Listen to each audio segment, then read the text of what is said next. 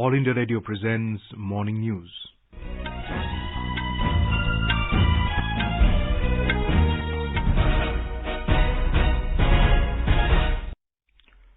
Good morning. I am Abhishek Mukhopadhyay and with me is VC Pramod. The headlines. Voting for 78 seats in third and final phase of Bihar Assembly elections begins. India and Italy sign 15 agreements in various sectors, reaffirm commitment to strengthen cooperation against common global challenges. Prime Minister Narendra Modi to address 51st annual convocation ceremony of IIT Delhi through video conferencing today. Country's COVID-19 recovery rate reaches 92.32%. ISRO to launch country's latest all-weather Earth observation satellite this afternoon. And in IPL cricket, Sunrisers Hyderabad beat Royal Challengers Bangalore by 6 wickets in Abu Dhabi to seal berth in second qualifier.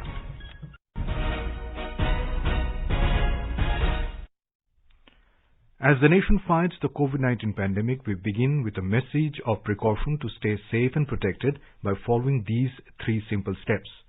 Wear a face mask, maintain 2 gaz ki duri for social distancing, focus on hand and face hygiene. Now the news. Polling has begun for the third and final phase of assembly elections in Bihar amidst tight security arrangements.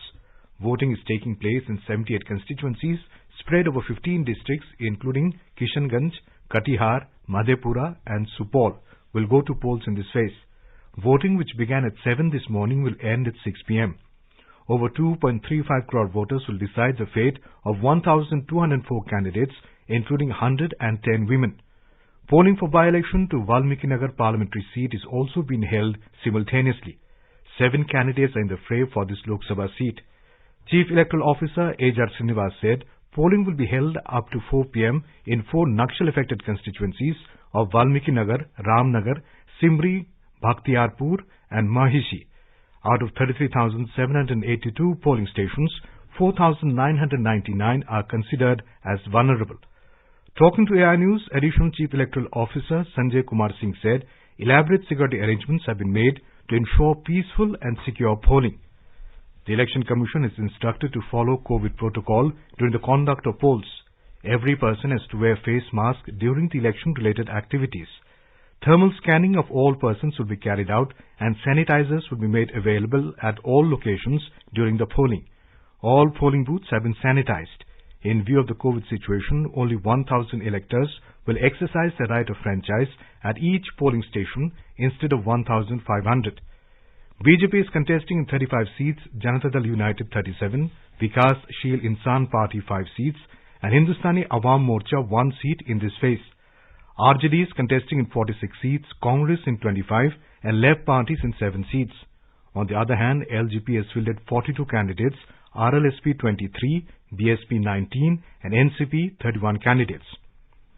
Now we go over live to our correspondent KK Lal, who is at a booth in Fatehpur Assembly constituency in Vaishali. Lal, please tell us about the main issues that dominated the polls in this phase and the prominent candidates in the fray today. Abhishek, this time I am standing near booth number 124 of Fatehpur Assembly constituency in Vaishali district. The return of Jungle Raj, widespread unemployment, good governance, corruption and anti-incumbency were prominently raised during the last phase of elections. BJP leaders slammed the opposition for politicizing the Pulwama attack. Opposition parties raised economic hardship in corona times. Abhishek, the political fortune of Assembly Speaker Vijay Kumar Chaudhary and Chief of Vikasil Insan Party Mukesh Sahni will be decided in this phase. 12 ministers including Bijendra Yadav, Bima Bharti, Firoz and Ramesh Rishidev are also in the fray. Abhishek. Right, Lal, also please tell us about the security arrangements at the polling booths and the working of EVMs. Is there any distinguishing feature? Abhishek, tight security arrangements have been made to ensure free and fair polls.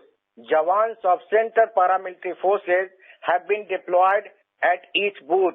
4 assembly constituencies are situated in Naxal-affected areas. In view of this, additional security forces have been deployed to ensure trouble-free polls. People are exercising their right of franchise fearlessly. Helicopters have been placed into service to meet any eventuality. Non-functioning of EVMs was reported from some places.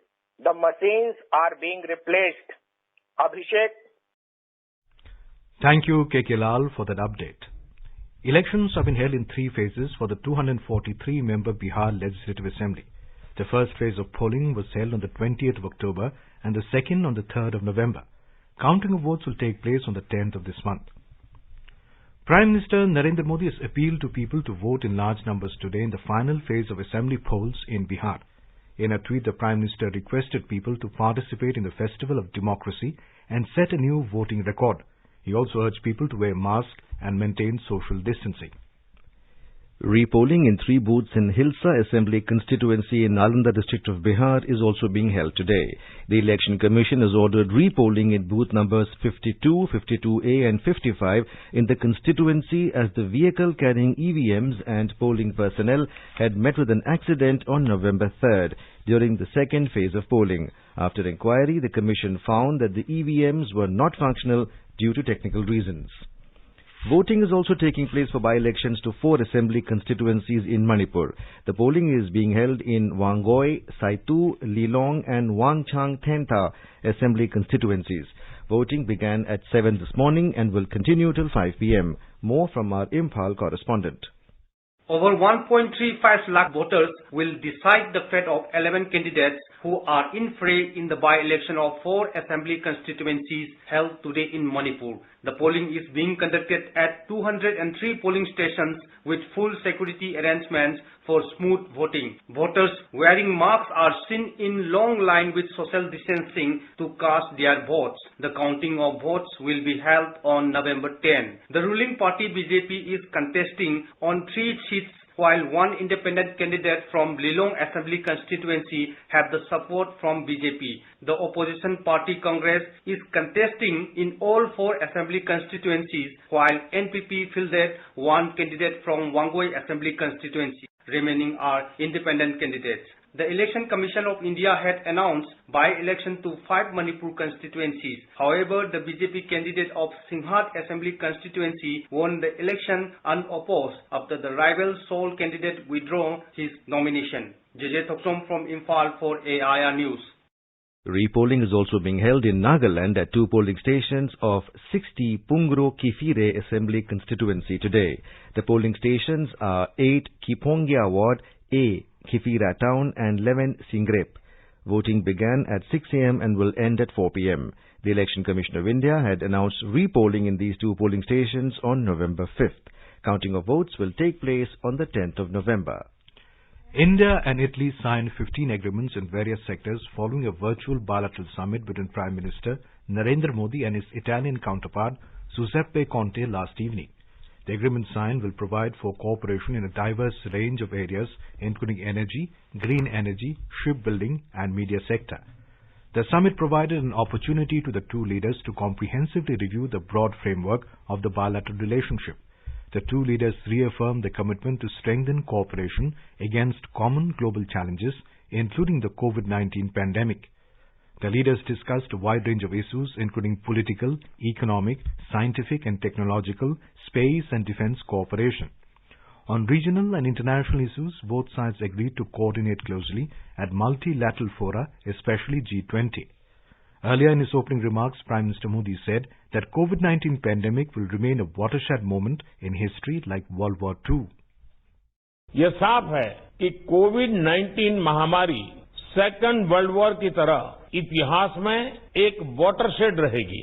हम सभी को इस नई दुनिया के लिए, post corona world के लिए अपने आप को एडेप्ट करना होगा। इससे उत्पन्न होने वाली चुनौतियां और अवसरों के लिए हम सभी को एक नए सिरे से तैयार रहना होगा। मुझे विश्वास है कि हमारी बातचीत से हमारे संबंध और मजबूत होंगे, आपसी समझ बढ़ेगी और सहयोग के नए क्षेत्रों की पहचान करने में सहायता मिलेगी। Briefing media after the summit, Joint Secretary Europe West in Ministry of External Affairs Sandeep Chakraborty said it was the fifth interaction between the two leaders in the last 3 years. He said the whole focus of the discussion was on economic ties. Mr. Chakraborty said a lot of investment decision has been taken between private sector entities. Italy is very keen to diversify its supply chain, to diversify its investment, outgoing investment, to have a more substantive economic partnership with India. Coinciding with the summit, 15 agreements were signed, most in the private sector, and you will see a lot of investment decisions have been taken and cooperation between private sector entities. The Joint Secretary said both sides also decided to work closely on concluding at the earliest the Migration and Mobility Partnership Agreement.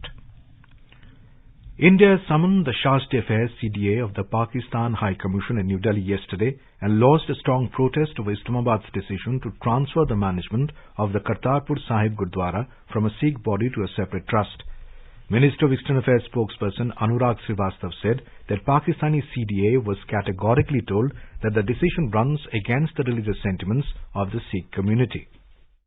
This unilateral decision by Pakistan is highly condemnable and it runs against the spirit of the Kartarpur Sahib corridor. The CDA of the Pakistan High Commission was summoned and our protest was lodged. We have been receiving representations from the Sikh community expressing grave concern at this decision by Pakistan, which targets the rights of the minority Sikh community in Pakistan.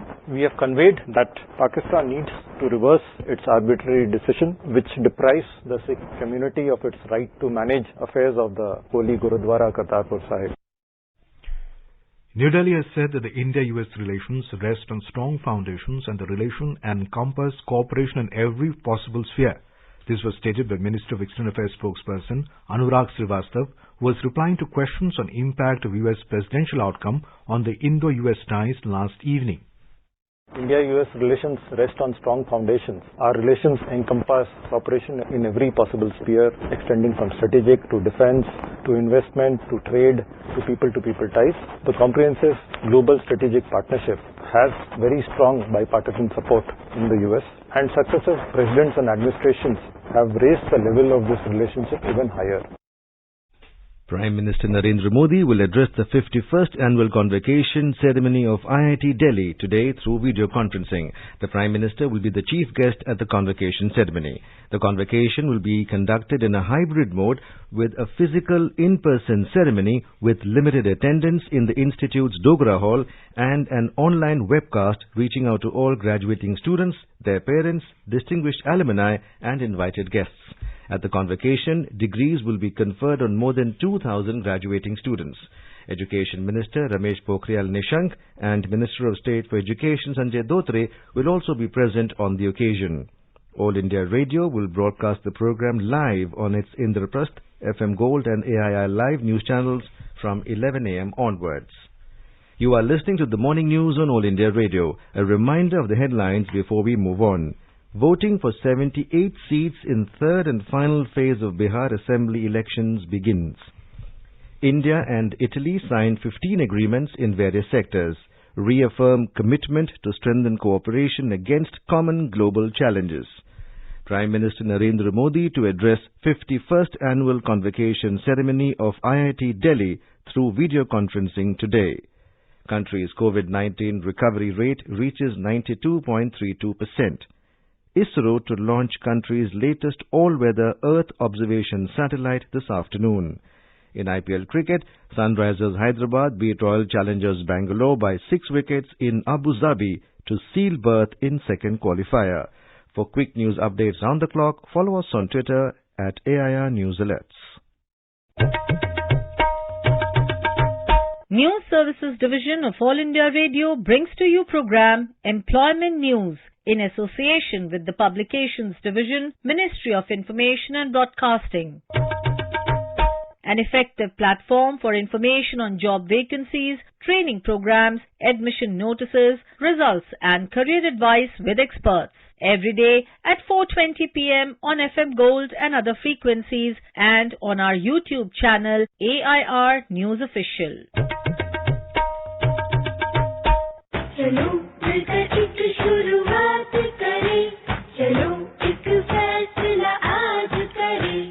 Mask नहीं तो टोकेंगे,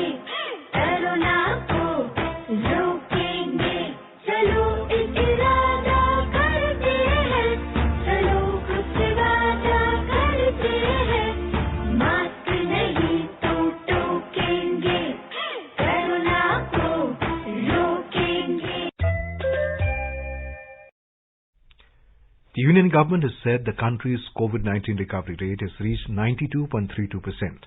More than 54,000 COVID patients recovered during the last 24 hours. The total number of recoveries has reached over 77,65,000.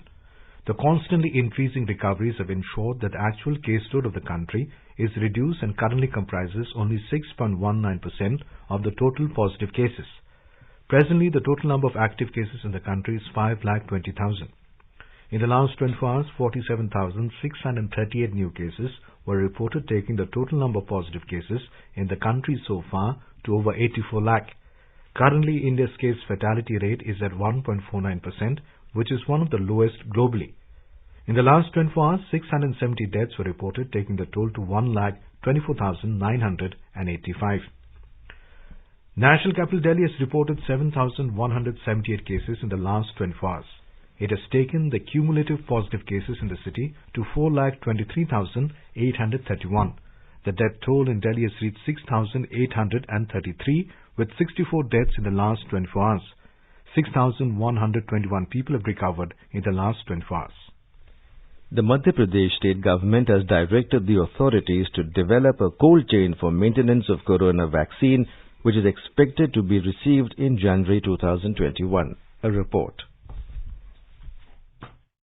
According to official information, there are about 4 lakh health workers in the state. After health workers, the staff of all such departments, including police, will be vaccinated, which are mostly involved in prevention of corona infection. After that, the vaccine will be given to people above 50 years of age. Additional Chief Secretary Health Mohammad Suleiman informed that the vaccine developed by the Oxford University is likely to be received in January 2021. He informed that senior in-charge officers appointed in districts to monitor the corona infection are preparing for the vaccine management. Meanwhile, the condition of corona infection in the state is constantly improving. The recovery rate has increased to 94%. At the same time, the number of active cases reduced to around 7,000.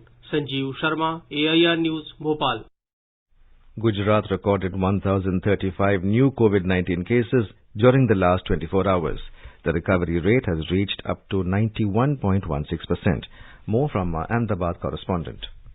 Gujarat has recorded a total 1,78,633 cases till now. Out of these, 1,62,846 patients recovered. More than 63,65,000 tests have been carried out in the state till date. Maximum 210 new cases reported from Surat, while Ahmedabad recorded 175 new cases. At present, total active cases in the state are 12,036. Out of which 69 patients are on ventilator. 4 patients died yesterday, taking the total death due to COVID-19 up to 3,751. Yogesh Pandya, AIR News, Ahmedabad. Maharashtra reported 5,027 new cases of COVID-19 yesterday, taking its caseload to 17,10,314.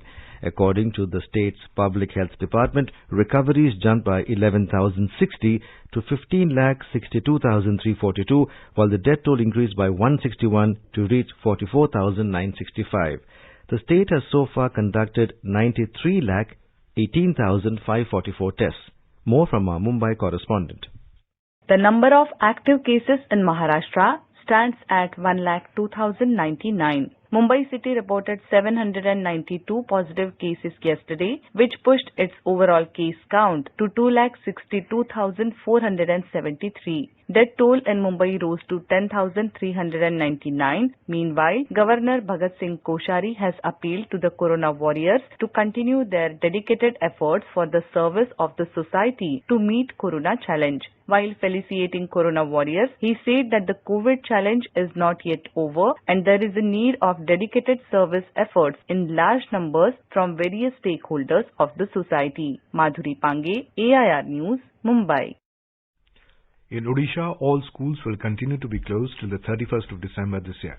According to a notification issued by the School and Mass Education Department, the decision has been taken keeping in view the second wave of COVID-19 in some states. The decision follows extensive discussions with all the stakeholders. We have a report.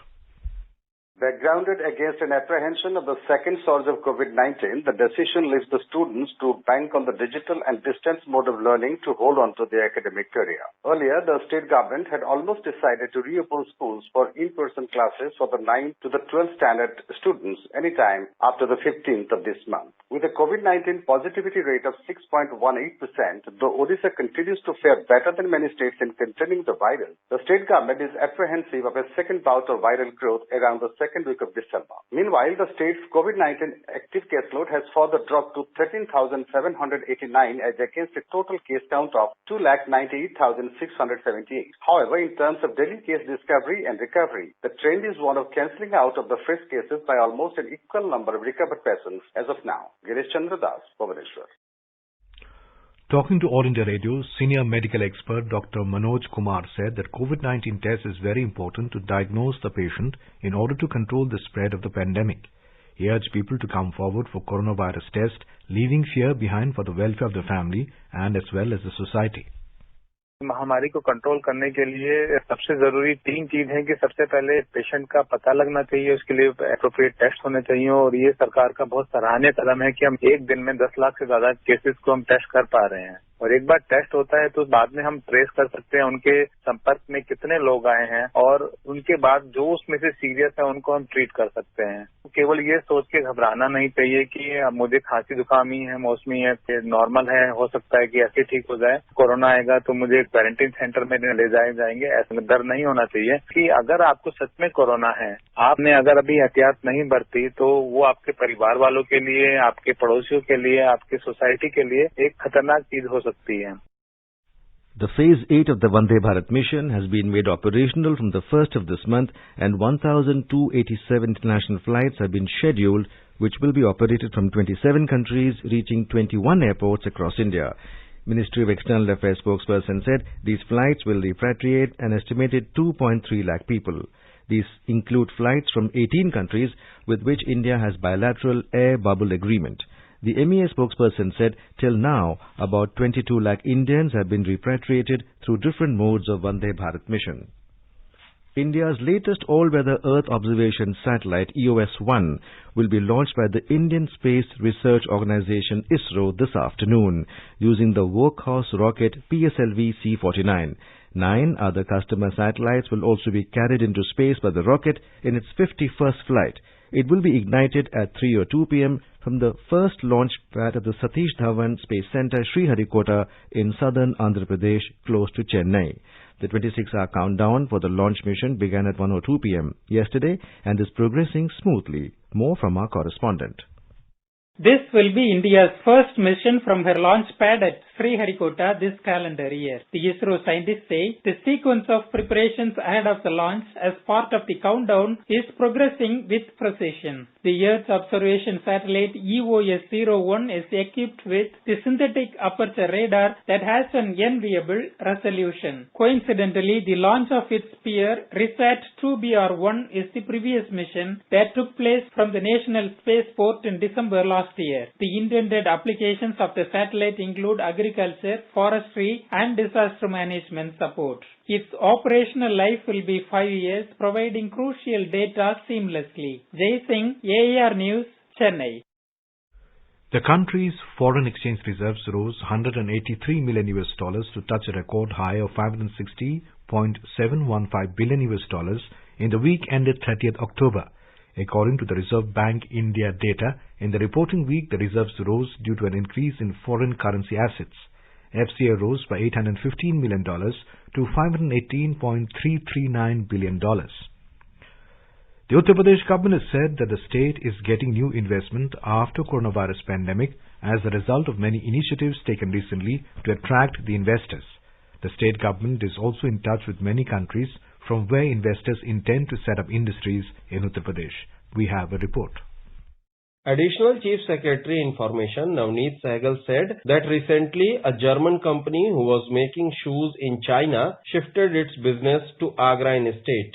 An MOU was signed between state government and South African Defence Manufacturing Company for establishing their production units of many defence equipments, including UAV, in Aligarh district. He said that as per the recent report of RBI, Uttar Pradesh is among the top 5 states in country where maximum number of employment generation took place during Corona pandemic. Under the Atmanirbhar package, loan amount of over 10,000 crores is being provided to around 4,36,000 industrial units of a state. Sushil Chandra Tiwari, AIR News, Lucknow. Gujarat government has announced the release of DNS allowance and Diwali bonus to its employees. This was announced by the Deputy Chief Minister Nitin Patel in Gandhinagar last evening.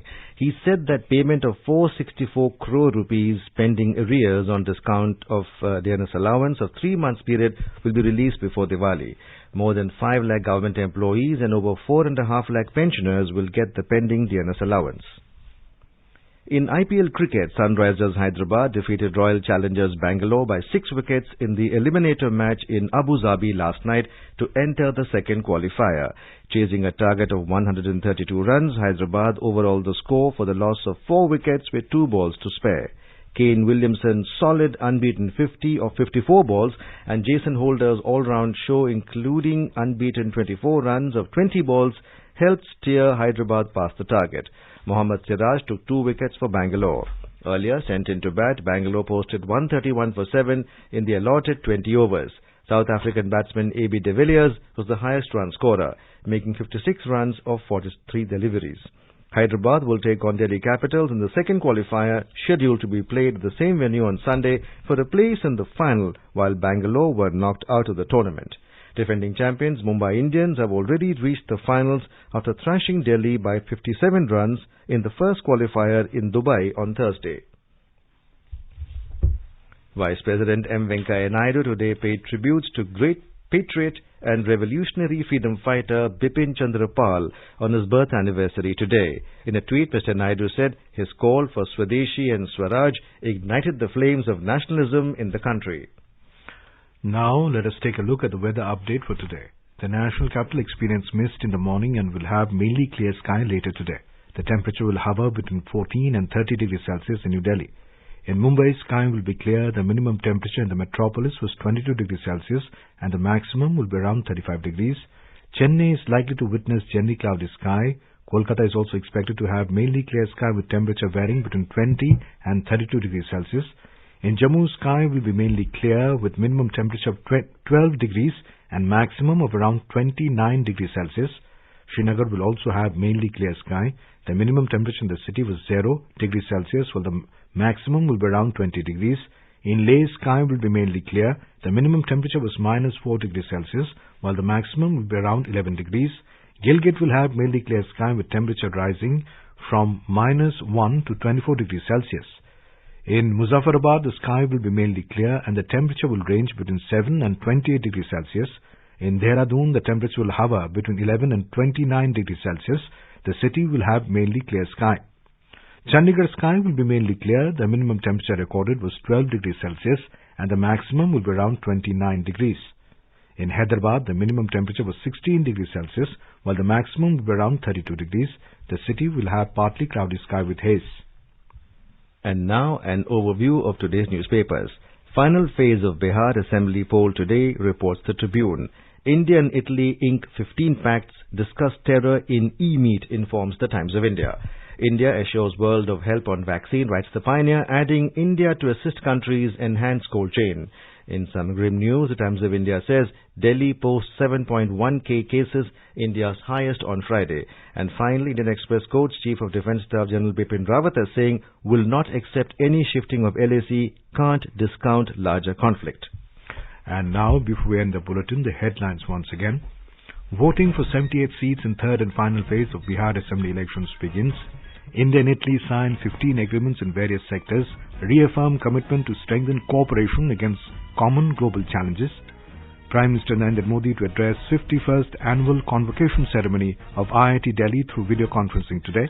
Country's COVID-19 recovery rate reaches 92.32%. ISRO to launch country's latest all-weather Earth observation satellite this afternoon. And in IPL cricket, Sunrisers Hyderabad beat Royal Challengers Bangalore by 6 wickets in Abu Dhabi to seal berth in the second qualifier. And with that, we end the morning news. Have a nice day.